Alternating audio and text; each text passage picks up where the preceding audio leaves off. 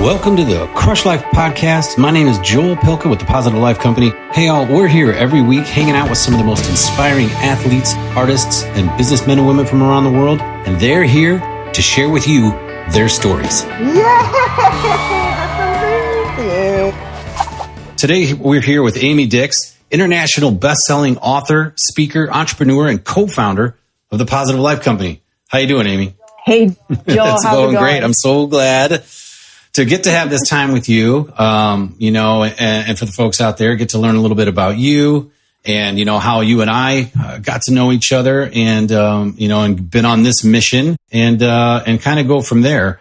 I love it. I feel like, the number one question that I always get asked for people that know me but don't know you is, how do you know Joel? So I'm glad we get to talk about that today. People say that too. They're like, wait, you have a business partner with? They're in Florida? How do you even know this person? I'm like, well, that's a long story. Right. Because, essentially where it came from is, you grew up in Nebraska, right? Grew up in Lincoln, Nebraska. How was that? I always say I wouldn't change my childhood for anything. I loved growing up in Nebraska. I loved the families that we grew up with. I don't know if I'll ever move back to Nebraska. I don't want to ever say never. But Florida is a pretty sweet place to live. So I think I'm staying put for a while. No, I get you. Obviously that's where, we didn't really meet there. You and I met in Colorado, when we were living there. But Jenny, my wife, being from Nebraska, that was where the roots, so that's where it all started, and we did live there for a while. And I liked it. Lincoln, it's a small place. I lived, worked in Omaha, but it's a beautiful place. So, you guys went to high school, you and Jenny, my wife, went to high school together. Typical kind of like middle America, upbringing. What, apple pie and football games from what I saw, and my whole thing there is, it's like, because you're an entrepreneur. You're out there, you're speaking, you're on the road, you're doing a bunch of different stuff. Where did that come from? Were your parents that way, or were they entrepreneurs? Like, where did that bug come from? Yes. Yeah, definitely on my dad's side. So, I get that from him. He started a company right out of college, a software programming company. And he started it in the basement of this house. I think it was actually the basement of maybe the bookstore. I don't even know. I should ask him the whole story there. But anyway, it was a software programming company right off of campus in this old house. And so he's really always had a business, right? So that started he had that bug immediately coming out of college. And then, I kind of watched my dad, not necessarily, I was really young at that point. And then a company bought his company. Wow. So that was, great for him. Yeah. But he's always still had that bug, right? And even when we lived so I was actually born in Kearney, Nebraska. And that's where he owned his company. Yeah. Little known fact that most people don't know, because I just say I grew up in Lincoln. But, and then we moved to Lincoln when I was in fourth or fifth grade. And then really that's what I consider home, is Lincoln. And in Lincoln, my parents started a company called Rhonda's Candy Shop, and my mom's name was Rhonda. And they started that. It was a gourmet candy store in the Haymarket in Lincoln, Nebraska. I grew up, that was a prime time of my life, right? I was in probably middle school around that time. And I got to witness what it was like to run a company, and not just a company, a storefront. And so I just have so many amazing memories from when they owned that store. And so I think, it's just in my dad's blood, and therefore it was always in my blood. I don't think I knew that, though, growing up, which is the interesting thing. I never said, I can't wait to grow up and be a business owner. That's not what I ever said, So I don't think I knew it. But once I got a taste of it, and I got a taste of it at a pretty young age, I think it's still in my late 20s when I started my first company. And then it was just addicting from there. Was that something that's so cool? To have that experience, to be able to be this shop in town that people probably knew, I've been down there. It's such a cool area, the Haymarket area. Was that something that not instilled maybe by your parents, but did they talk about stuff like that? Did they push you certain ways? Did they try to get you involved, or it was kind of as parents will push their kids into sports and stuff, or did they say hey, come get involved, or was it just up to you to, be there if you wanted to? You know what I love about my parents, and I never appreciated this growing up until I was older and really realized the impact of the decisions that they made and how they raised us and how that impacted me. But they never really pushed me or my brother to do anything, but they always encouraged us to do whatever it was that we wanted to do. And they always encouraged us to do our best. And it didn't matter what it was, right? So it could have been both of us played tennis, and, you know, that was our choice. In fact, I chose playing tennis, and this is how I met your wife, Jenny, is through tennis. So, you know, I chose to play tennis because we grew up in a country club surrounding, and all day my brother would go and he would play golf during the day, and I would go swimming. That's awesome. But the pool didn't open, right? But the pool didn't open as early as he played golf. So I decided that I wanted to play tennis because I saw the people that were out on the courts, like playing or during tennis lessons in the morning. And I thought, well, I can do this. And so that's what I did. Nobody pushed me, you know, and said, you must be a tennis player.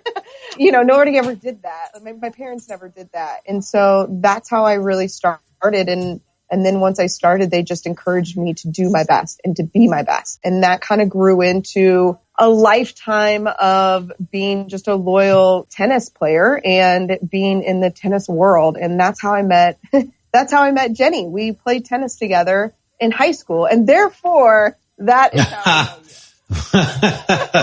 you. Nice. Who knew, right? Dude, that's funny. I mean, Jenny played a lot of tennis back then. You all did. I mean, I know she was traveling around doing whatever, and we had been together for so long before she wouldn't even touch. She was so burnt out. I mean, I know you guys played a lot of tournaments and all that stuff. I mean, we had been together 10 years, I think, before she even stepped on a tennis court with me. And, you know, she's got a couple state medals. I always found that interesting that we never played. But so from there, all right, did you go to like college in Nebraska? I mean, you're born, raised, bred, the whole thing there? Or did you leave state? Yeah.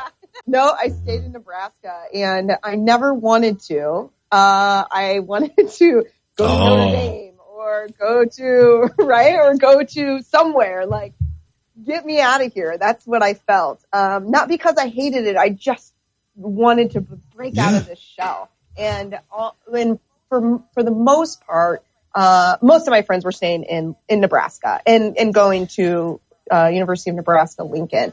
And as I traveled around, and my dad, amazing, right? Like here's just another story of the support that they gave us. Like, oh, you want to go to Notre Dame? Oh, you want to go to University of Arizona? Like, where do you want to go? We'll go visit. You make the decision. So that's what we did. And I remember traveling around, you know, my senior year, looking at colleges. And one of the things that happened was he said, but I do think you should. He never forced me to. I do think you should look at the University of Nebraska at Kearney, which is a smaller school, still part of the University of Nebraska system, but certainly not, you know, to the scale of UNL, University of Nebraska, Lincoln.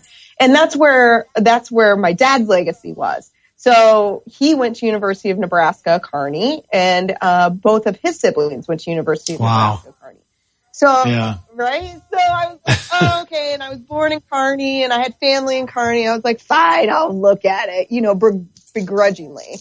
And went and absolutely fell in love. And I don't even know what about UNK made me fall in love with it, but I just said, I can be at home here and it can become my home, and I don't have to be in Lincoln. I can still get away. Now it's still pretty close. It's only like 2 hours exactly. down the road. So for those of you who don't know, we're not talking like across the state. It's only 2 hours down the road.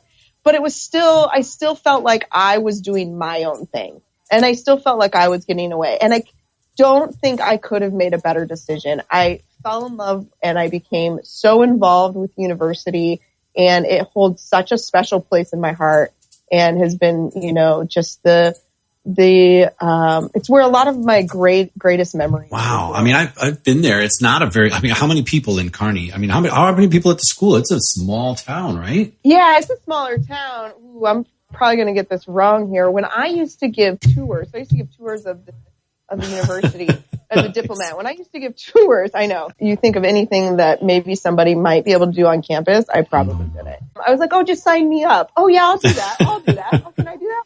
qualify for that. Sure, let's just do it. Anyway, I think I used to say on the tour, and 8,000, and I should fact check this, but at the time, 8,000 undergrads. So not a very big school at all.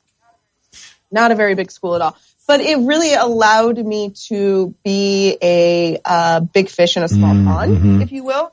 And I don't know that I would have shined as much as I shined at UNK if I was in a larger setting. I still think I would have done great things and enjoyed my college life, but UNK really afforded me just the ability to really get involved and get to know people and just really, really shine, in college. And so I'm really, really grateful for that decision that I made, even though that's not what I thought I wanted to do.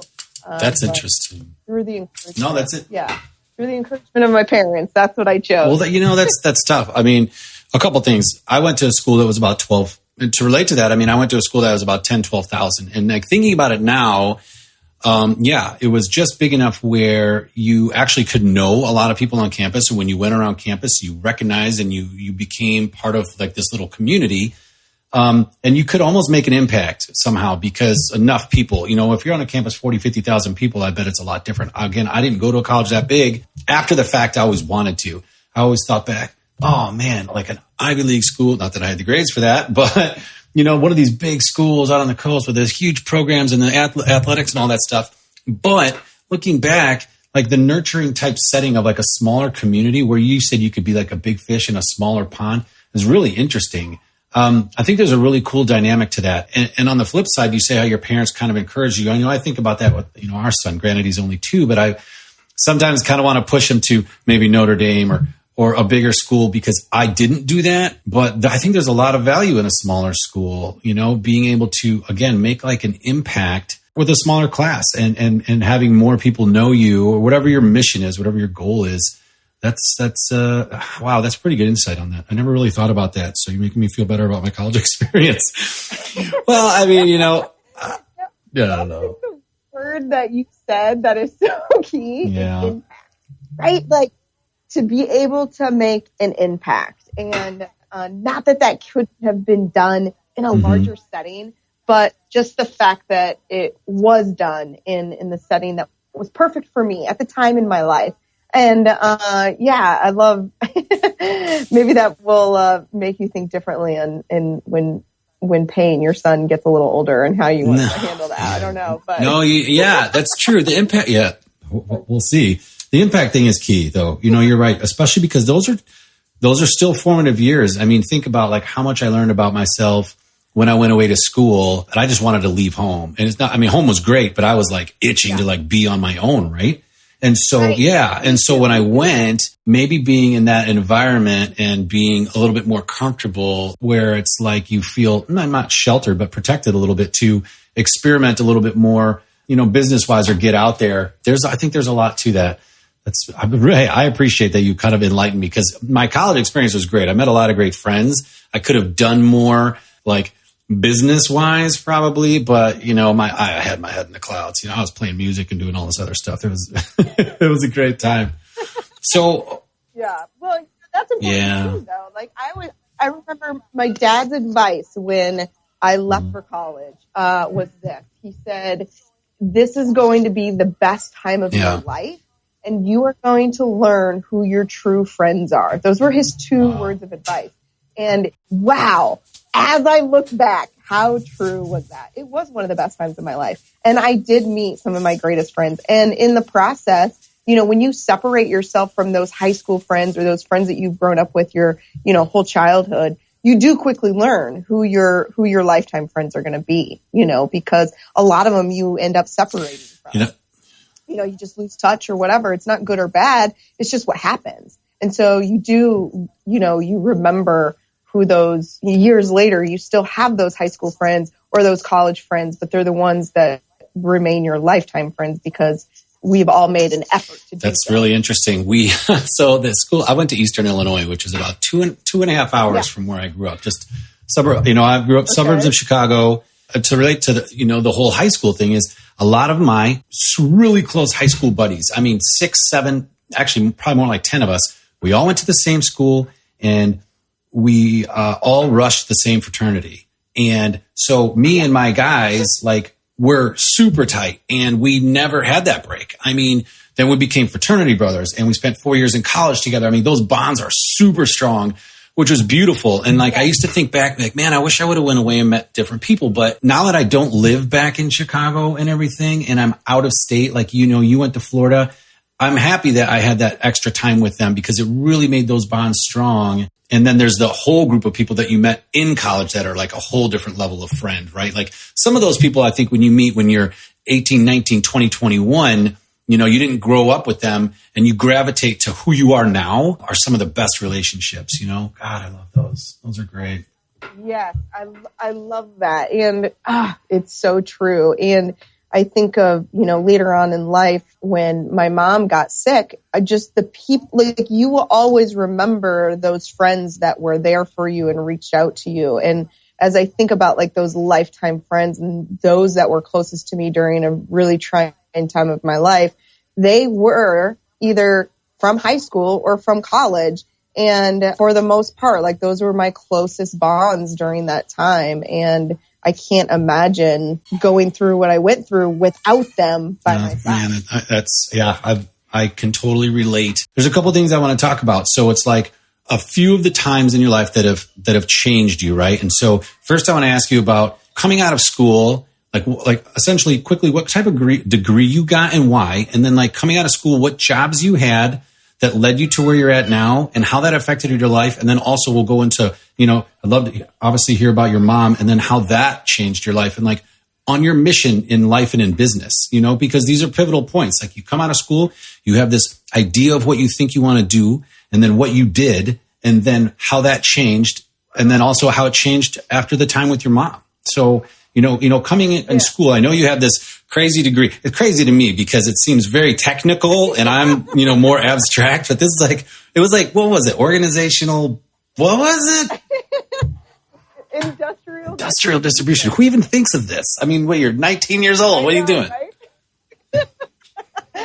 I know. Well, you know, one of the decisions about going to Kearney, one of the decisions I made and why I made it to go to Kearney is because it's a great teaching college. So I originally had considered being a teacher. You know, I knew that that's what I wanted to do. Like I wanted to teach. I wanted to inspire. I wanted to impact. I wanted to speak, be on stages, you know, this kind of thing. And I thought, well, maybe being a teacher could provide that avenue. So that was part of the decision to go to UNK. So during my freshman year at UNK, I don't know if I went to like I don't even remember, some discovery day or something, who knows. But I went to some sort of event and this gentleman by the name of Dr. Don Envik, who has his own legacy at University of Nebraska, Kearney, got up and spoke about the industrial distribution program. And what it is, it's a technical sales and leadership kind of program for the industrial distribution industry, right? So distribution, manufacturing, a very non-sexy industry. So there's nothing really like, oh my gosh, this is going to be so glamorous and all, you know, it isn't. It's distribution, it's manufacturing. Like there's nothing sexy about it, right? So, but I just was mesmerized. I can remember sitting in this like auditorium and I was towards the back and I was sitting, and not that this matters. I just kind of remember I was sitting next to a couple of my friends who played football at the time. And when I say friends, I mean, like, I just met them the other day and we're just, you know, like, I think that they're like really good friends, but I couldn't even repeat their names anymore. But anyway, I just remember sitting next to them, like thinking I was cool to be like sitting next to the football players, you know, not really caring about what was going on. He had this talk and talked about industrial distribution. And I was like, oh, that is it, man. I can do business and I can be like this leader. Like I can be like upper management and do all that. Like it's perfect, right? It like molds my business brain and my influential, inspiring people kind of brain. So that's how I got into the degree, and I absolutely loved it. There was only at the time 13 other programs in the United States that have this degree, so it was a very specialized degree. And yes, and UNK was the largest accredited program when I went through it. Now, when I went through it, there were only 3 or 4 other females in that degree program. So I was very much a minority, which, I don't know. I didn't think it was all that bad going to classes today, hey, I can hang out with them. So maybe that's why I did it. Oh, you mean I get to go to class with a bunch of dudes all day? No drama. That sounds amazing. What great foresight though, or whatever, or just not even intuition, just knowing yourself. Like, hey, I would like these 2 things. I'm going to put them together. Good for you. Yeah, it was like a really, this is pretty cliche, but it was pretty much of an aha moment. Like, as I think back of those moments in my life, sitting in that auditorium was certainly one of them. So that was my degree. And again, I just loved college life. I danced on the dance team. I was in a sorority. I was a diplomat. I was part of the honor society. I worked on the on-campus bookstore. I loved campus life. No, man, that's so funny. Well, what's awesome? Something about college campuses, I'm here in Arizona and I get to go down to the college sometime to talk to the students about careers and whatnot and help them out. And whenever I get on a college campus, it's I love it. I want to go back to school just because it's I love the learning. I want to learn everything. I want to be there. And I don't know what it is. When I was younger and there, I still had a little bit of that feeling, but I didn't pay attention to it. I was distracted. But yeah, something about being on a college campus just excites me. I don't know if it's the energy or what, but I totally get you there. Something you said a while back is you had, and maybe it's because of the niche you were in, but you had multiple job offers before you left school. I mean, that sounds awesome, and then where did that lead into? Yeah. So, it was awesome. Yeah. Right? It was amazing. When I kind of get my years screwed up because I graduated college early. I would have been technically a junior at the time. So I would have been in my second and a half or third year, or just starting my third year. I decided to take part of the degree is we had to do an internship. So I decided to take an internship with a company called Crescent Electric. Amazing company, just perfect fit for me. Part of what I loved about their internship program was you got to choose. It's here's all the, 150 plus locations across the United States. Where do you want to intern? And I was wait, what? I get to choose. And so at the time I chose Dallas, Texas. I was sweet, let's do this. I'm going to go to Dallas, Texas. And they're anywhere but Dallas. What? Because they were going through a transition at the time. They were transitioning and it wasn't a full, anyway. They were just going through a transition. So they said, we can't do Dallas. What's your second choice? And I wanted to get out of Nebraska. And a lot of people, would have chose Lincoln or Omaha and have done that, which is great, but not for me. So then my second choice was Denver, Colorado. And that's what I did. I went and I spent the summer in Denver and did my internship, and it was awesome. And I had such a great time, and I grew as a person so much, probably just in that short 3 months than I did over the past 2.5, 3 years of college, and learned so much about myself. And then basically I came back and I only had a semester left of college. We had a job fair and whatever, and I had been keeping in touch with companies throughout my time and had multiple job offers, gone on many interviews. It was great because you're just positioned to say, okay, well, what do you want? And not only what do you want, but what is right for you? That was the question. That is such a great feeling when you are put in a position, or when I was put in a position where I can say, what is not only what is right for me, instead of I have to get a job, I'll just take this one. So then I went back out to Denver, Colorado for the rest of basically to start my career with an amazing company, which was Crescent Electric. I chose to go. Right. So you get this job, you're kicking butt at this company. And so here's my thoughts from here. So because you are corporate at this point and you're doing great things, but there's something inside of you saying, I want more, or I want to do my own thing, or, so my thought is you then started your own stuff and then started writing books because you're this author. I mean, and you're an author and you're a speaker. Where did that shift? Was that stuff you were learning at Crescent or stuff you had back inside of you that you just wanted to get out? Or like, how did that then all of a sudden transition to that? I mean, because you were there probably a good handful of years before all that transpired. Yeah. I never really thought about it until you just kind of asked me, but I was with Crescent for 10 years. I did different positions for the company and ended up working at corporate by the time that I left. And, while I was with Crescent, one of the things that I wanted to do was I wanted to write a book about how to be a leader or a manager in the industrial distribution world. That was one idea. The other idea was how to basically be a female manager, a great female leader in a male dominated industry, because that's where I was. And interestingly enough, I never wrote those. That's not the book that I ended up writing, but I still have my notes from when I was still with Crescent and writing, brainstorming all my ideas. So I guess it was really in me for a really long time. And I started my first company. It was an event planning company in Denver. I did it on the side. So I still worked at Crescent. At the time, I was a district operations manager.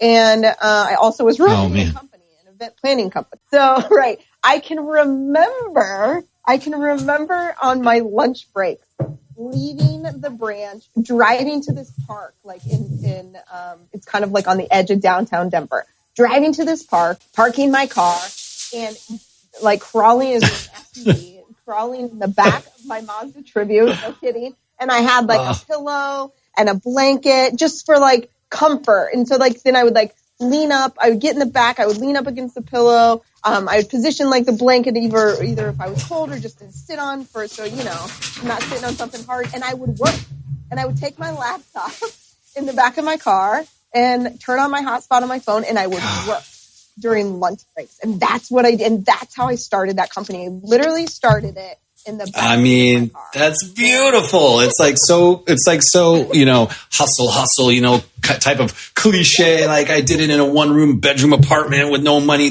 I'm not making light of that, but it's just I just picture you in freezing Colorado in the back of your truck, on this computer trying to make deals happen. It's so awesome. Good for you. I know.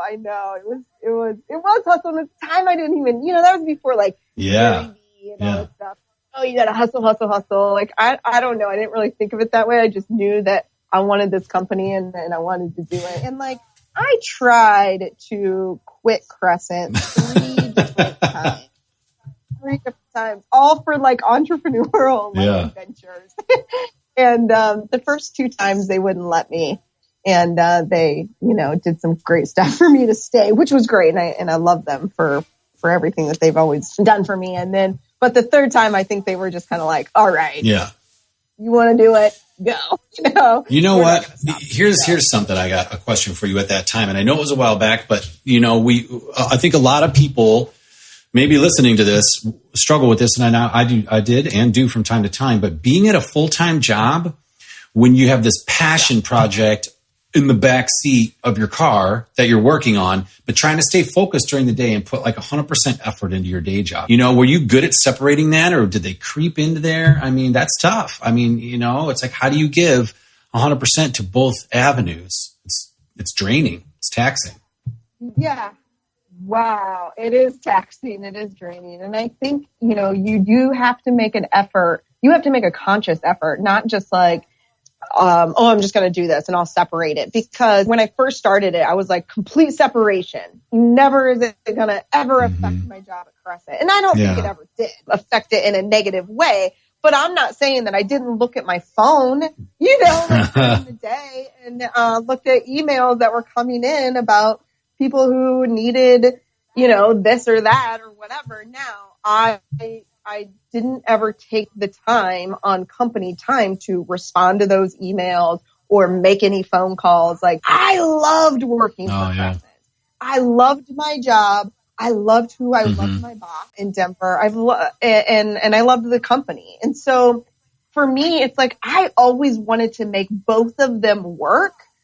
But in the event that I ever wanted to leave, I wanted to build up, in the back of my mind, I wanted to build up the event planning company so that I could leave. But I didn't want to do that, and I was really open. And I think that's the other thing when it comes to these kinds of things. Like my boss knew exactly what was going on. Mm-hmm. I told him, I said, I have an event planning company. I am doing this. It's on the side. Don't worry, and out of respect, like if you respect your employer, I think, that's a must. I just believe in being transparent and being candid as a manager, as an employee, as a person. It's important. Otherwise you're constantly like looking behind your shoulder. And I hate that feeling, I never wanted to feel that way.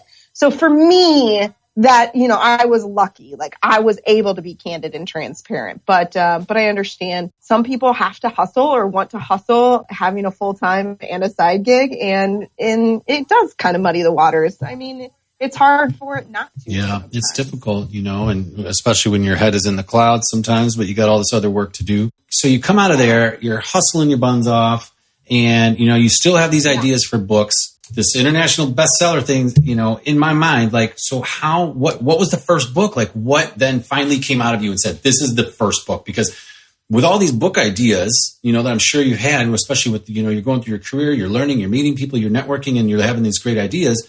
Then how did you settle on the first one and what was it? So I settled on it because the second time I tried to quit, I ended up taking a different position with Crescent and moving to Milwaukee, Wisconsin.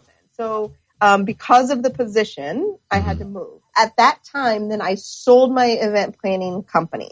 So because I sold the event planning company and I was leaving Denver, now I was in Milwaukee. So now I didn't have a side business anymore. But yes, I still wanted to write a book, but it became more and more clear to me that Crescent was not going to be my forever.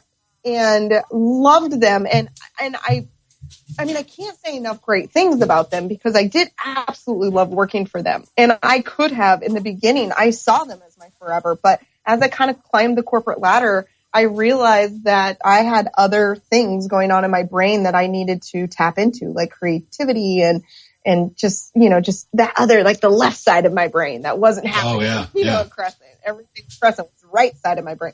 So as I realized that, I knew that the book in the industrial distribution industry, being a, female in a male dominated industry, like that has a little bit of a negative connotation to it. And I'm not like this, like, woman, hear me roar kind of gal, I love inspiring people as a whole, not just like women or not just men. Like that's always kind of been who I am. Like I love guys and gals all the same. And I hope the success for both of them equally. So that then became right.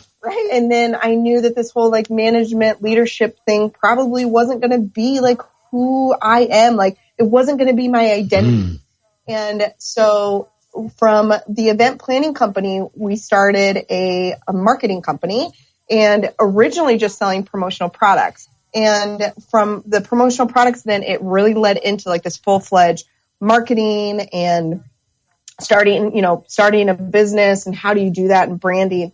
And it was just a conversation that I had with my co-founder at the time, like, hey, I should write this book about branding and marketing. And then he had the idea to bring this whole like psychology component into the branding side of it. Once he said that, I was like, that is it.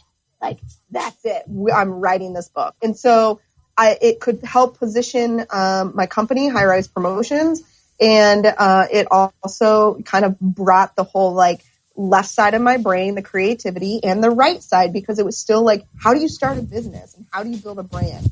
And that's the business side. But then like the branding, the creativity and color psychology and all that other stuff, that's So it's like merged once again, like I was able to merge my brain, if that's possible. That became my first book, and it launched in I want to say January of 2015 and became an international bestseller by February. And then we were off and running from there. And finally, then I left Crescent and was full-time working to start and build up. What was the name of the book? Did you say it? No, the name of the book is called Brand New You, Your Must-Have Guide to a Profitable, Influential King.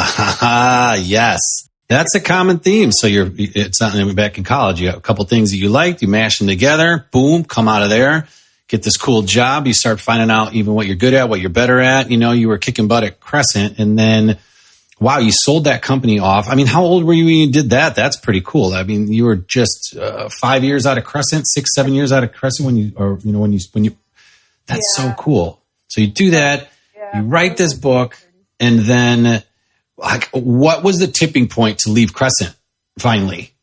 Like, how did that, because you tried to quit 3 times. Like, when did it finally get there? When I started going to work every day and all I could think of was high-rise promotion. Mm-hmm.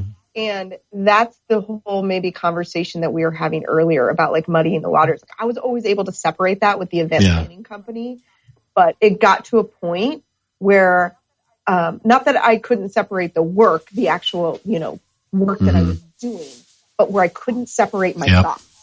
And all that was in my brain was high-rise promotions. All that was in my brain was speaking. All that was in my brain was marketing, helping people start businesses. And when it got to that point, I knew that I couldn't, it was unfair then also to Crescent. Whether they viewed it like that or not when I left, I don't know. But it truly was unfair to a great company to go to work and every single day have a different passion than what I first had when I started working for them. So that was the tipping point. Wow. Yeah, I mean, that's what it gets to. And it's like, I think, again, a lot of people can relate because you kind of have to do what you have to do till you can do what you want to do. Not everybody, but a lot of people. You know what I mean? Yeah.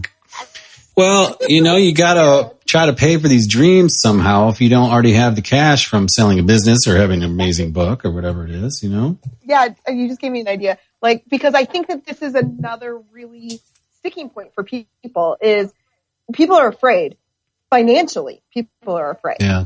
I was very afraid financially too. I had an amazing job and I lived a great life and a great lifestyle because of that job. And so for me, once that tipping point came, Joel, like then I made the next decision I made was that I had to have 6 months to a year of my current salary in savings before I could leave Crescent. So I had to change my lifestyle to do that because I was living the lifestyle of my paycheck, which means that not a good chunk of it is going into savings. Now, I was saving and I was fine, but I wasn't 6 months to a year of financial freedom in my savings account to live the same lifestyle that I was living then. And so that's the other bit of advice that I always give people who want to leave their job. Like, you should do it. Man, you should do it. You should take that risk. You should start that business. You can always come back to the industry that you're in now. However, if you are scared financially, then make that decision right now and figure out what do you have to put in savings in order to get a minimum of 6 months of your salary in savings. No, that's really good advice. I mean, did you get it up to 6 months? I mean, did you finally make it there before you let go, or did you get more than that? I mean, 10 months. Yep. And then I was like, you know what? If I can't make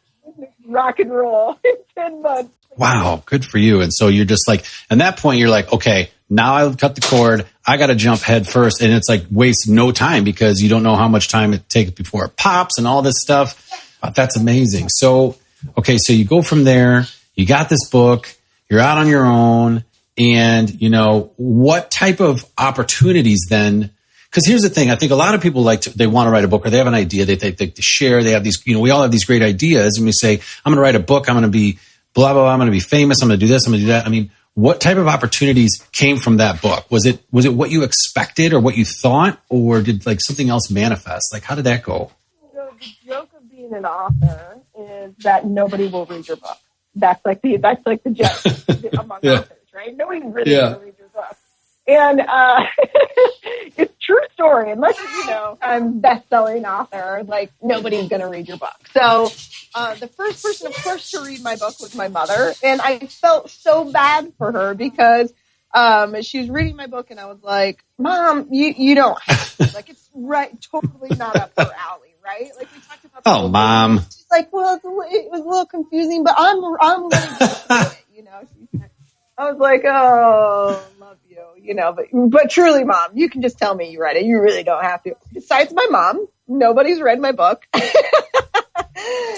I do have it. I think I got halfway through, to be completely honest with you. I think I got halfway through it. I have a blue Post-it note in it. It's right here. And I didn't make it all the way. I have to admit. I'm sorry.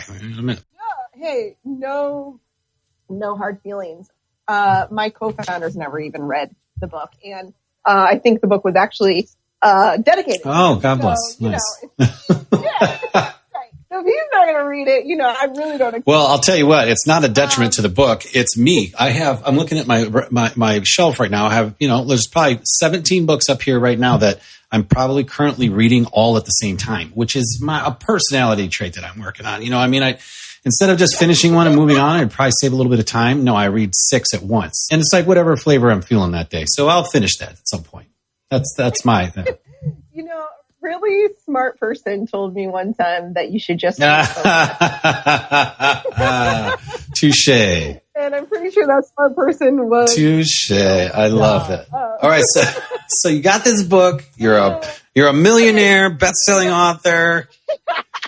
Yeah, for me, it was all about. I wanted to be a speaker, and ever since I was little, as a dancer, there's something about being on stage. And I think you get this too from being a musician, understand that feeling.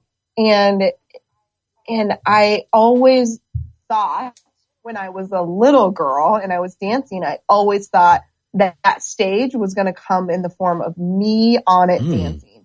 And later on in life, I realized it doesn't, my dancing career, long gone, way long gone. Not even long gone.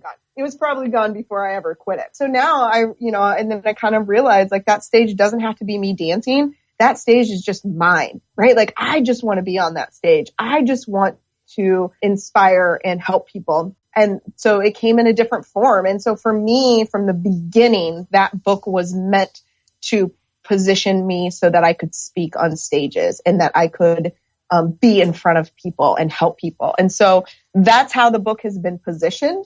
And that's how I'm still using it to this day. Wow. And so that it got you essentially what you wanted out of it, or it got you started down the road of what you hoped it would, getting these speaking gigs, and now you're traveling around and you're doing this stuff. It's like, man, this is so great.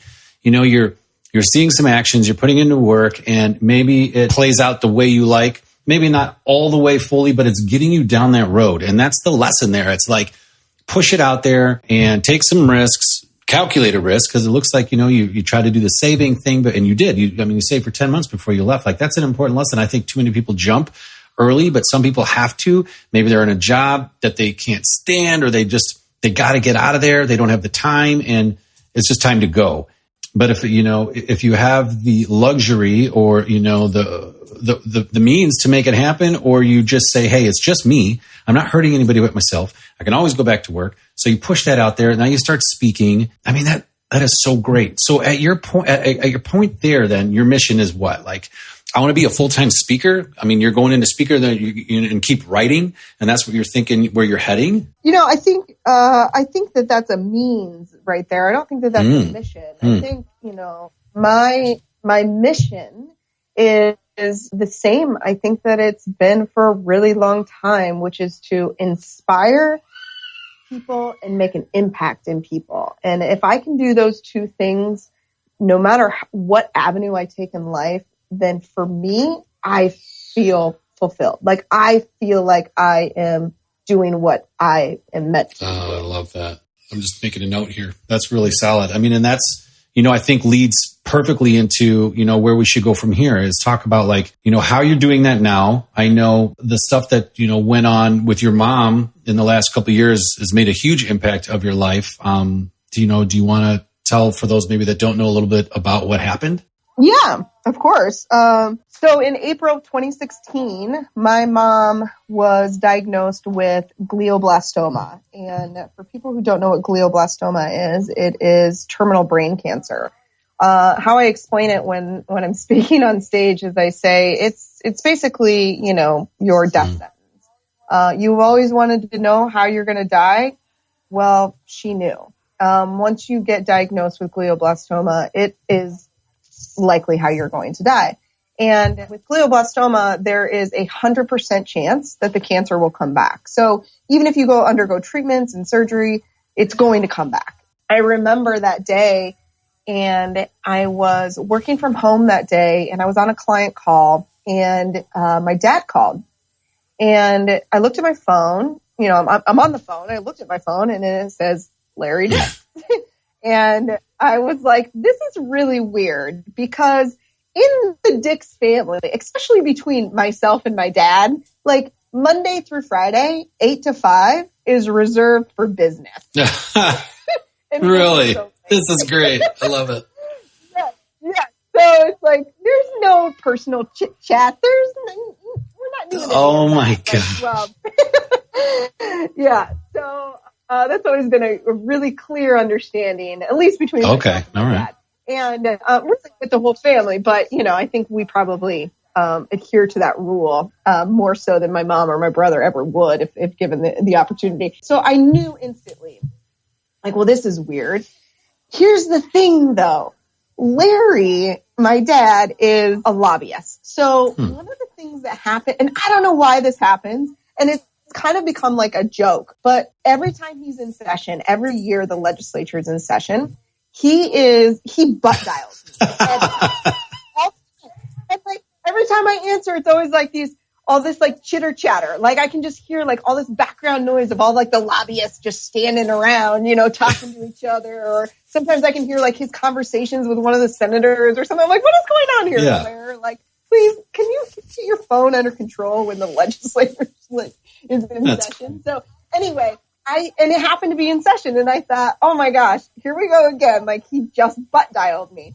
So I continue with my phone call. And 5 minutes later, he calls back. And at that point, I really knew something was wrong. And I couldn't get off the phone quick enough. Like, I don't know how, like, it was that feeling where your heart is in your stomach and you're not hearing anything that the other person is saying. And you really don't even know what's going on. All you want to do is, like, end the phone call. And it seemed like forever. And I don't know how long it was before I could end the phone call. But the moment where that conversation ended or we wrapped up the conversation, it was done. And I don't remember who I was talking to. I don't remember what the purpose of the phone call. I do not remember any of that. And I called my dad. I looked at my phone and I called my dad back immediately because he left me a voicemail. And so I called him back immediately and I said, hey, Lair. And I call him Lair. By the way, I didn't call him Lair growing up. Just for all right. Hey, Lair. Hey, Amy. He said, it's been quite a crazy day. And I was like, why? What happened? And he goes, well, your mom has been admitted into the ER. And kind of another ongoing joke in our family is my mom is the most injured person in our family. Although she like has never played a day of sports in her life. Yeah. And yeah. So it's like, I don't know how that happened, but she's always like tornado or elbow or like always something with her. And I was like, oh, what happened now? And he said, well, she has a brain tumor. Instantly, it went from like this kind of like, haha, I think this might be funny to holy cow, this is serious. Then when we found out that it was glioblastoma, he said, okay, it's glioblastoma. And I didn't know what that was. And so he just said, you can Google it if you want, but I'm warning you, it's really grim.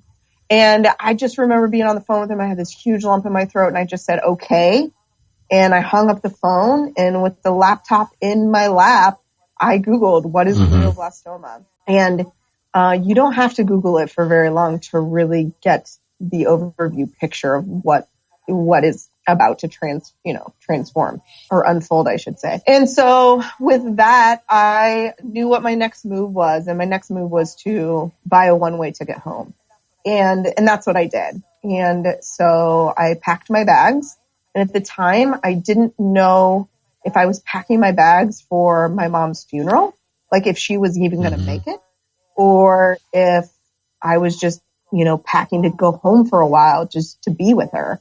And so I remember I packed both. I mean, I sat and looked at my clothes, and I don't have a lot of clothes. I'm a pretty simple person, but I sat and looked at my clothes and in my closet, and I was just like, okay, if I have to go to a funeral, what the hell am I going to wear? and that's what I did. And I packed for both of those occasions, and I went home. And that really started this whole understanding of how positivity can make an impact on people's lives and how it can change people's perspectives, even in a really, really grim situation. Wow. So you did some interesting things at that time. So you and I, thank you for sharing that. I mean, we're still on it, but, you and I connected in Denver, probably talked to and spent more time with your brother than I did you. Him and I somehow kindred spirits. Love the guy. Amazing, wonderful person. So then I notice you online and you're doing, and I see some things that are happening. And so, with your mom and whatnot, but you and I hadn't spoken in years, really. I mean, we weren't quote unquote friends at the time, but we were connected by our families. Yeah. I should say too, like, even though I played tennis with your wife, Jenny and my brother were like, really, they were buddies. They were totally buddies. Jenny always told me. And how close they were. And so, I've noticed, you're saying some things out and there's some things happening. So it's like, then you started what it's the pink lipstick, this lipstick therapy thing that I was following you on. I was like, all right, I know this girl. Like, what is she doing over here? Because that came about during your time back home, right? Yeah. So the first time, lipstick therapy actually started on that first trip home. So on that first trip home, I went home and my mom was, she had surgery. They went in and they removed the brain tumor. But what happened next was something that we didn't expect, which was she didn't wake up from surgery. And it wasn't like she just didn't wake up for a few hours. It was days. And it was creeping to be a week at that point. We made a decision that, my brother also lives in Florida. We both live in Florida independently of one another. But anyway, my brother also lives in Florida. He lives in Fort Lauderdale, where we called my brother and we were like, you might have to come home. Like, we may have to make a really difficult family decision here. She's not waking up. And we weren't quite there yet, but we could see that it could get to that point. After just like day after day after day, just like going to the hospital and really just, there's nothing you can do. She was very unresponsive in the beginning. And so you would really just be in ICU with her and sit with her and talk to her. And it was heartbreaking. And it was sad. And it was a really, really grim situation. And so I remember I was probably like my third or fourth day home. And that morning I went down to get ready, if you will, in my parents' bathroom. They just remodeled their bathroom. They had this amazing light in there. And it's just like, you're just like free to kind of like stand around, because in the bathroom upstairs where my bedroom is, or where I sleep when I go there, it's like such a tiny bathroom. Like, you can't even have like the door open and the door at the same time. Like, they come up, it's like, either the drawer is going to be open and the door is going to be shut, or the drawer is going to be shut and the door is going to be open. It's beautiful. So anyway, so I went down and was down in their bathroom, and I opened my mom's cupboard. And not that I didn't know this about her, but I don't think I really knew this about her. The woman had like 40, 50 lipstick in her cupboard. Nice. And I thought, who the heck? Like, what kind of woman needs that many colors of lipstick? And I am like super plain Jane. So people who know me know that I'm very, very plain Jane. I might put mascara. As far as makeup goes, like, mascara is it. And that's like on a good day, like if I care to even do that. So to me, I'm just like, oh my goodness, Mom, like this is a little insane. I found like this really bright pink lipstick, like insanely bright. I decided to put it on just to make light of just a really terrible situation and bring a little humor to the world. Did that, and then I got in her car. That's the car I was driving when I would go home. So I got in her car to drive to the hospital, and before I pulled out of the driveway, I took a selfie of myself in this ridiculously bright pink lipstick. And I just said, if this bright pink lipstick will not wake her up, like, I don't know what will. And then I hashtagged it lipstick therapy. It started something that I never really expected it to start. It just kind of, I don't want to say it went viral, but it just became like this thing. Like, everyone then kind of became attached to it, like lipstick therapy, because then every day that I was home, I would choose another color and I would put it on. I would take a selfie and, and I would kind of update people that way. Where it just kind of blew up was she was still in ICU, still not woken up yet. I don't know, who on here might be listening to this, but if you've ever taken care of somebody who is dying or in this kind of situation, there's certain aspects I felt like that were a little bit more overwhelming than others. And one of those aspects was just keeping everybody informed. Like everyone wanted to know, what's the update on Rhonda? And really there was no update. I mean, she hadn't woken up yet. I don't have an update for you, right?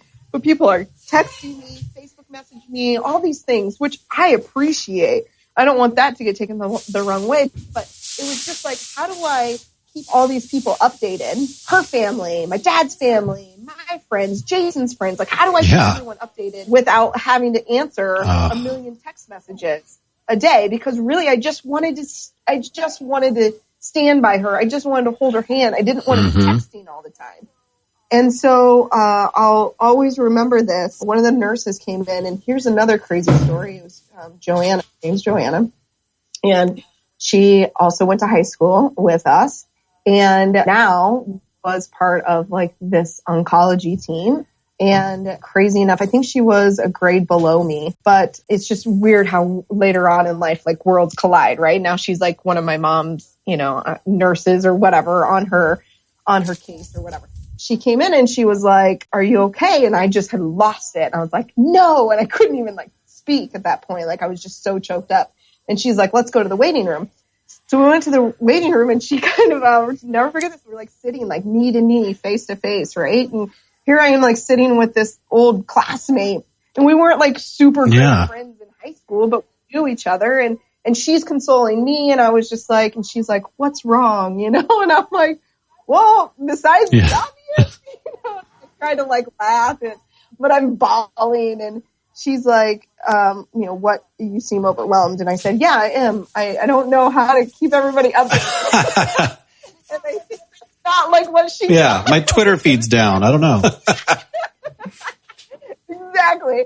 And she was like, and so she started giving me all these great ideas, like, well, you could start a Facebook group or just use Facebook or Carrying Bridge or, she started giving me all these ideas, and which I really appreciated. But I just thought to myself, man, I'm just going to do what I know how to do best, which is design a website, start a blog, have people sign up if they want updates. And then that way, when I update the blog, I can push it out to social media and or people who aren't on Facebook. They can still get updated. So that's what I did. And it became pinklipsticktherapy.com. And what happened was something I never really expected and am so grateful for. But I didn't know it at the time. So what happened was my mom's story while she was dying was less of one of this woman who was dying of cancer and became more of a story of positivity and happiness and how she not only overcame like obstacles through her life, but how she got to this point right here in her life, dying in a hospital or dying in hospice, and how she remained so positive and just so, I don't know. And like, I feel like positive doesn't even do it justice, like handle the situation.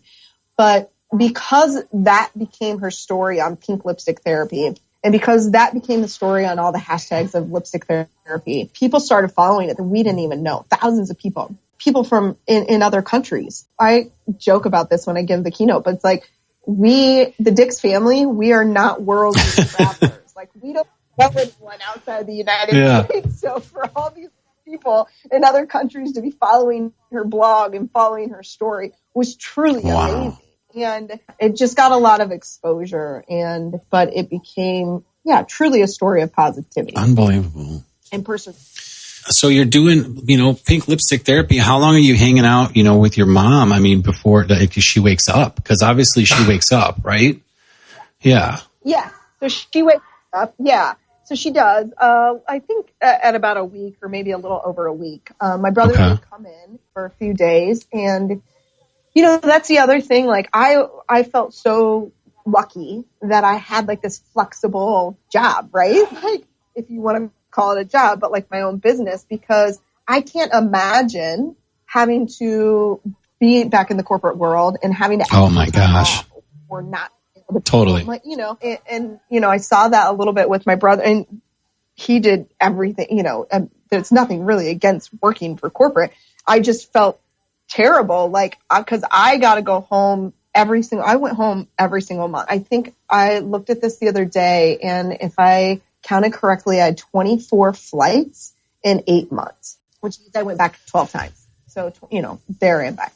So 12 times. I went home a lot, and I would be home from anywhere from, 3 days to a couple weeks. It just kind of depended on what I had going on. But so I came back. And I'm very grateful for that. Like, I was able to spend so much time with my mom, I feel so sad for people who lose a parent just like suddenly. Like, we had an opportunity to spend so much time with her.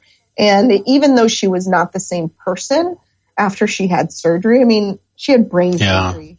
Anytime you have brain surgery, the chances of you being the exact same person that you were before, it's tough. So even though she wasn't the same person, she was still there. Like, Rhonda was still inside of her. And that was a beautiful thing to see come out, even during that's unbelievable. And then I don't even know if I can speak to this, but we don't know what we don't know. Like, because maybe your mother couldn't communicate the way she used to be, but you don't know what she's thinking, maybe because she couldn't communicate you know what I mean? So it's like, you never really know. And so you do know that she was in there, and that's tough, Amy. That's a tough time. Yeah. I was just going to say, it sounds like then you guys are rallying around, who your mom is and how she lived, and this positivity message.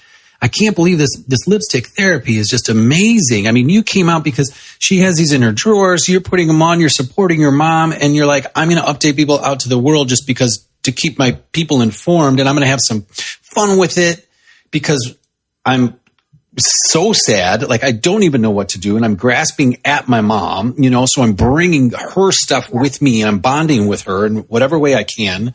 So beautiful. Unbelievable. Yeah, it was, for me to like share with the world, like was easy for me. And I understand that that's not the case with everyone.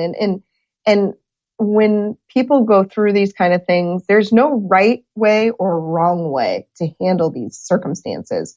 There's just your way. And whatever way you need to handle it is okay. And I think that that's important for people to realize, because we got a lot of messages like, thanks for sharing, and you're so inspiring, and, thanks for sharing with the world and all this other stuff. And while that's great, and kind of like, well, my pleasure, you're welcome. It's like, it's okay if the next person doesn't. That's how we chose to handle it. And it's not like we made a family decision, like, hey, that's just what we kind of did. We took it one day at a time, one circumstance at a time. And we chose to share the, I hate the word journey, but I just can't think of anything better, but we just chose to share the journey. We're grateful that people may have been inspired along. No, it's an experience, right? It is a journey. It's an experience. You're out there. And the funny thing is, people are reaching out to you, and it's a lot of times you don't want to talk about it. But in my experience, when you're in these situations, people are reaching out to you to ask because they want to try to take care of you, or they want to help, but they don't know how. And, they've had some sort of relationship with your family or you along the way. I do find it really interesting that all of a sudden this nurse who you knew, who was maybe younger than you and maybe you weren't friends with, or maybe you had let's just say you had some like experience or altercation with in the past. And next thing you know, you're toe to toe and she's consoling you, and you're thinking, wow, look how life comes around. Like, who even knows? You sit next to some kid in freshman English class or whatever it is. And next thing you know, 20 years later, you're in this type of situation. It's unbelievable. So you're going through this and you're pushing this stuff out because you're keeping people updated. And there's like not a movement, but there's something going on. And, it's this positive message. And so you're with your mom, and obviously being friends with you, I know how the story ends, but where does this take you? You're with your mom, God bless her. She passes away, but Where do you go? Because now you are on, I don't know if I want to call it a mission, but something again changed in you. But the thing is, it's a common theme for you because you're bringing these things that are inside of you, and now you're pushing it out to the world again because you still want to teach, you still want to share. So where does this take you now? Yeah. So, you talk about like pivotal moments, and I don't know if that's the word that you used earlier, but, what were like the pivotal moments in your life? And this then became, I feel like, my next pivotal moment. And it was this. My mom, at this point, she was in hospice. And I think we were about 6 or 7 months into this whole experience. And her communication was dwindling very quickly. She was, less and less talking, more and more tired, less and less making sense, not really wanting to carry on any conversation or able to carry on any conversation. So I remember my dad telling me this on the phone, and I thought, oh my, like, this is it, man. Like, I only have like this last moment to get any kind of advice or any answers like I've ever wanted from her, even though we had these great conversations up to this point. I think when you realize the end is really, really near, then you go, oh shit, but wait, I wanted to know this, and this, So I remember talking to my dad about just like how her communication was going down, and I was flying home, in the next couple of days, and I took this little notebook piece of paper and I wrote down like all the questions that I wanted to ask her. And I folded up that little piece of paper and I put it in my pocket that day that I flew out. I flew home that day. And during that trip, then I remember during the day she was in hospice and my dad was at work during the day. So it was just me and my mom. And I pulled out this sheet of paper and I thought, okay, like this is it. I'm going to ask these questions, and I hope that she'll give me like all this beautiful insight, all this like shit, all this positivity, like she has her entire life on all these questions. And so I asked her the first question, and I don't remember what that question was, but I asked her, and the way she answered it, I knew it, like it didn't really make sense. And I just knew at this point, like this is the end. Like this is the end of my conversation. Wow. Like this is the end of communicating with my mom. Then I kind of like look at this sheet of paper, and I remember like scanning all the I don't know, probably 20 or 30 questions. I remember like scanning the questions going, this is happening. And so I chose like one more question. I thought, you know what, just one more question. And this was the question I chose. And I said, Mom, what advice do you have for people to live a positive, happy life the way that you have? And in like this really quiet, weak, and really, really meek voice, she was, and very matter of fact, she was very matter of fact at this point.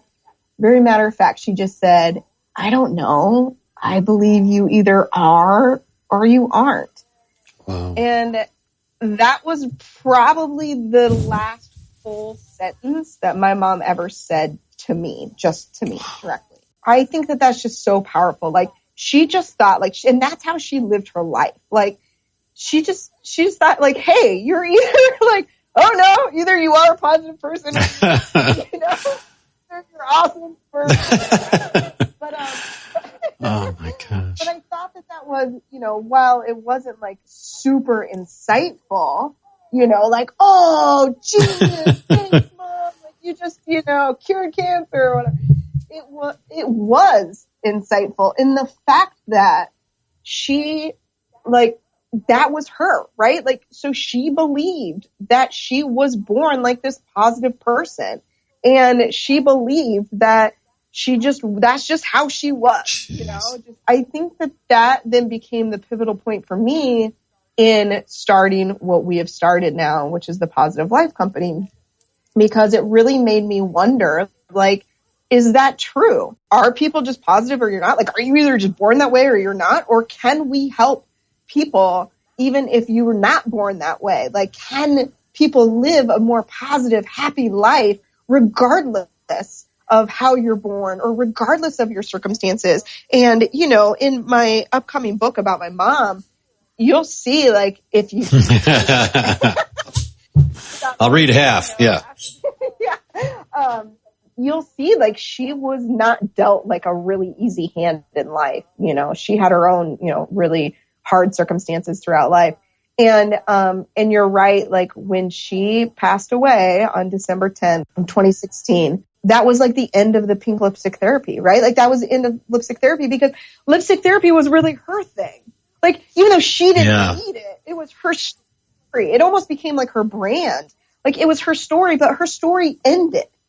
Like, as an earthly person, like, her story just ended. So therefore, like, it was really hard for me for lipstick therapy to just end, because there was all these people now that were like following this. And so then it became like, well, wait, time out. Like, how can we continue this message? And I am just so happy. Like, you and I decided before she passed away, like, really, like, that we were going to start the Positive Life Company. And it was for me, and you have your story too, which, you know, we're going to get to, I'm sure, in another chat session. But for me, that was like a big piece of it. It was, okay, like, how can we continue my mom's message? And like, pink lipstick therapy ended, but the positive and influential and impactful and inspiring message doesn't have to end. And that's where like my driving force came for behind Positive. It's so great to hear, because you and I talk about that, you know, a lot. I mean, we both have similar vibes and feelings about where we want, you know, Positive Life Co. to go. And sometimes it's difficult because there's a lot of different avenues. And then when the way you share it like that keeps message on point, because at the heart of it, if that's what it is, you know, if it's because that's what we both believe is to, you know, the inspiring, impactful. I mean, if we can bring stories out to people that they can learn from, you know, when we're learning and growing from the story with your mom, and thanks for sharing that, because it's like you say that, you know, her last words, and we're going like, either you are or you aren't. And we're sitting here thinking like, maybe that's not mind blowing or whatever, but I think it is. And especially it depends. It's going to be something different to you at every different iteration of Amy, whatever Amy 3.0, 4, whatever different time of your life. It's going to be something a little bit different, because you're going to change. And every time I think it's going to be amazing to you. I think it's going to be so enlightening, because you're going to think of it from a different point of view, and you're going to be like, God, that was amazing. But at the time, maybe you were expecting this, you know, and you know, this grand message, but I think that it is. I think it's beautiful, you know, because you're living in the moment though. The beautiful thing is I'm sitting here you're telling a story, and how present you were to try to, you know, think about like, these are some questions I want to ask. I want to spend time with my mom. I want to be present. I want to soak up this experience, even though how raw and hard it is, because it's, you know, these moments where you don't want to get distracted, because you want to just be like focusing on your mom and like spending this time together, but you also want to learn from it and grow from it and soak everything you can from her. So to be as present as it seems like you were, sure you weren't perfect about it, but, is awesome too. You know, it's just to think like, what's happening right now? Like feeling the, you know, the vibe off it. Like, this is a big deal in my life. Like, let's pay attention, you know, it's just amazing. Like, sometimes being quiet, sometimes listening, sometimes, you know, again, thank you for that. And that was a big motivation. You and I connected and said, you know, I have this thing inside me that also wants to share and help people. And so that's kind of where we're at now. We're saying, let's help people take their stories. I mean, is that where our mission has come? I mean, you've shared your mom's story and yours, and now, you know, we help other people do that is what we're thinking, right? Yeah. I mean, I just think, you know, when I said earlier, like, whatever your choice is in that moment, there's no right or wrong, right? It's what your choice is. But I also want to say this and take it to this level, that people aren't going to learn if there's no story to share. Yeah. People aren't going to learn or grow if the story isn't shared. Yeah. And it doesn't have to be like the way that I did it. It doesn't have to be like very, very public every step of the way. But everyone has a story. And I have learned that more over the last year of my life, traveling and now talking to people through the Positive Life Company who do want to share their story. Everyone has a story, and every story can make a difference. Yeah, you're totally right. And in any way, in the ways you don't even realize. See, the thing like with the lipstick part, somebody may be listening and saying, going through a similar thing or having their own issue and being like, oh, you know what? I should attach something to this, or I should carry a notebook with me because I want to record how I'm feeling right now. Or, and I've heard stories of people doing that, like being in accidents and having somebody with them recording stuff because they don't remember the times of their lives. So it's like little bits and pieces from stuff that you've shared, that we can all kind of take into the next experience that we have. And that's where it's at, especially how else will we connect? I mean, how do you get your story out there to reach somebody that might need to hear it? And that's, I think, where you and I are coming in and saying, like, we're connecting with all these amazing people that have these awesome, crazy stories that need to be shared on whatever level it is. I mean, granted, they don't have to say, oh, look, I bragged to riches, I made it to a billionaire. Like, those are few and far between, and we all need to learn from that. But what about, I don't want to say average, but just, somebody going down the street that makes a decent living, that has a great family, and they're pushing and they're grinding and they're making it happen, and they're going through the trials and tribulations of life and what they've learned, because we're all creative. And I think those little things is like what makes it all great. It just makes it more rich, really, is what I want to say. Yeah, it takes all kinds to make the world It's go round. fun, man. I'll tell you. Well, thanks again for sharing that. I got some questions for you here, and they're kind of going to be, I don't know, a little bit all over the place. Not really, but we're just going to go through it. So right now, all right, you are working Positive Life Co. You're out there, you're traveling, you're speaking. What is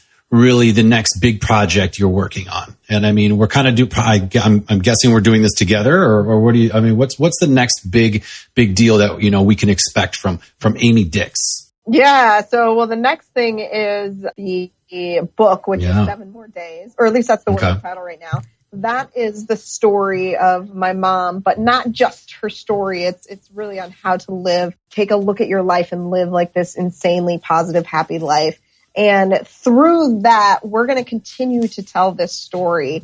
And we're going to continue to tell the story through a documentary and a film. And also, along with that, we are with the Positive Life Company. As you know, we are helping other people to do that same thing, tell their story through documentaries, through film, so that they can reach the masses, so that they can impact and inspire the world and be a difference maker. And so that is what the next big project is. That's the best part. And, you just got me thinking, because stories resonate for a certain reason. Somebody may listen to this and be like, oh, I can't listen to this story. It doesn't relate to me, or it's too sad, or it's too whatever.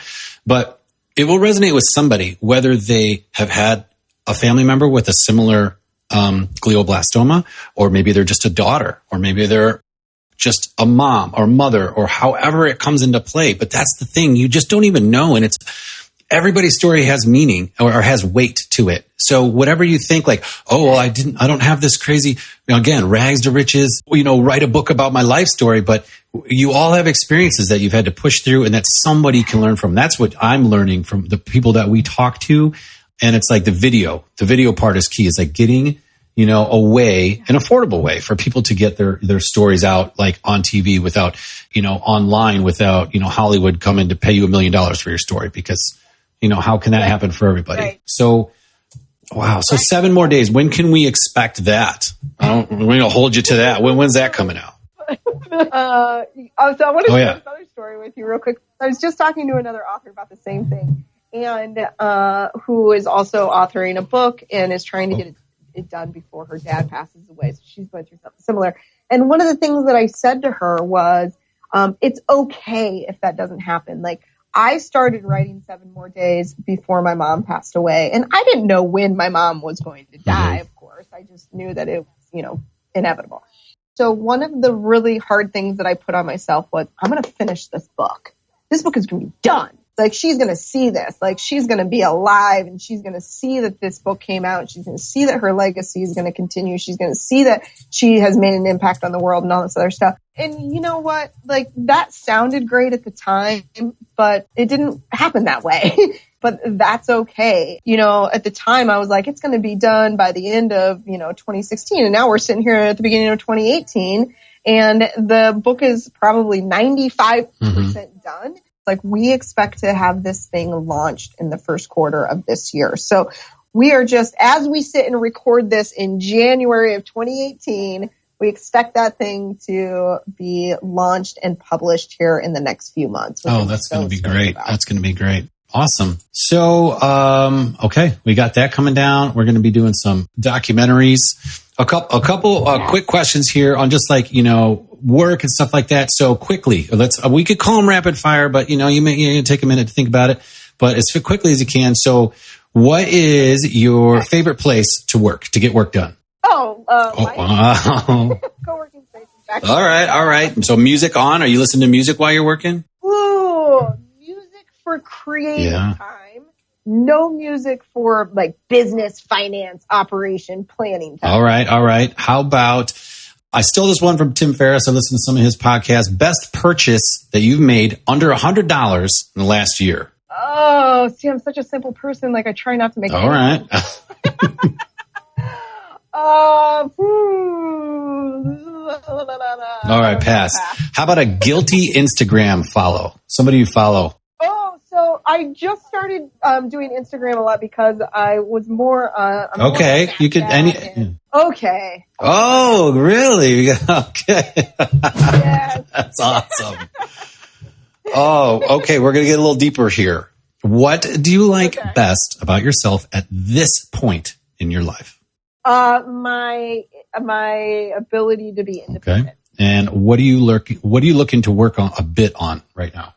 Okay. One of my goals for 2018 is to, because this is where it all started, this is where the podcast all started, is to start playing. Oh, beautiful. Oh, that would be great. I love that. I love that one.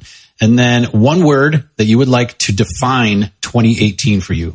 Oh, can I use two? Because I want to use craft. Yes, let's do it. I appreciate you taking the time. It was really a chance to get to know, like, okay, you're doing a lot of things in life. You're writing books, but you had the corporate side. You've gone through these family lessons and experiences and, just how you came through school, what got you to where you're at, the choices you made along the way, how you were thinking that way, how you were raised. Did that play into it? You're writing, now you're speaking, and it's like, and coming through the lipstick therapy and the stuff with your mom and how all that played out really to get you where you're at now. And a lot of me asking these questions is to show people, it's like, what paths do we take? Like, how does somebody get to do what you're doing? They don't just start writing books and become, what some people do, but it's like, there's all these different paths. And it's like, we can share that with everybody so we can say, hey, there's more than one way to skin a cat, right? There's thousands of ways. I mean, so just because maybe I'm 50 years old now and the kids are out of their house and I want to go become a nurse, like I can go do that, or whatever it is, whatever your mission or your path is, or wherever you're at in life. Like these stories are to share so that we can all look and say, hey, I can relate to that. And how can I make that happen? And so I really appreciate you sharing. Hopefully we'll get to talk to you later in the year and talk about the book when it comes out and go from there. But, hey, can you tell everybody, where they can find you online? Sure. You can find me on Facebook, Twitter, or Snapchat, and it's all under the same, handle, if you will, which is Amy Dix. And the N I have to share because I don't know, it just came to my mind. N is my middle name and is Nadine. And Nadine was my grandmother, my mom's name. After she passed away when my mom was just, a senior in high school, they said the first granddaughter to be born after her death would take on her name. So my middle name is Nadine. So Amy N. Dix. I love it. And we'll put all that stuff. We'll put the links to your social and stuff down in the show notes. And, when you get the book up, we can get a link out to that too. And, connect with Amy online if you want. We'd love to hear from you guys. We really appreciate you listening. Again, the Crush Life podcast here with Joel Pilka, Amy Dix. We really appreciate you guys listening, and we'll see you next time.